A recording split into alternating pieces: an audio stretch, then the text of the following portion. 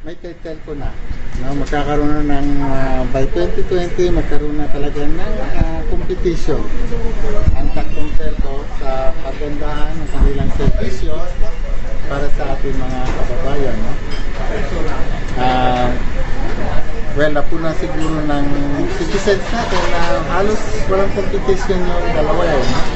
Pero ngayon magkakaroon na ng real competition at isa yun sa pinakamalaking factor na nasasabi namin gaganda o ma-improve yung ating telecommunication.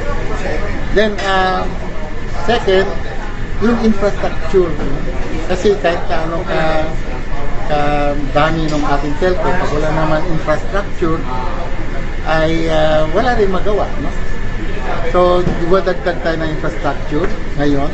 In fact, by 2020, siguro, ang target namin, yung ating 17,000 towers ngayon will be added roughly mga 5,000 span.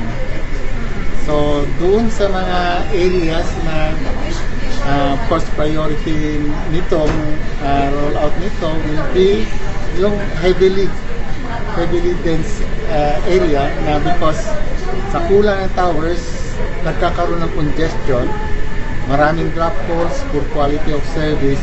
Ito mapaganda by adding more towers in these areas, especially Metro Manila, no?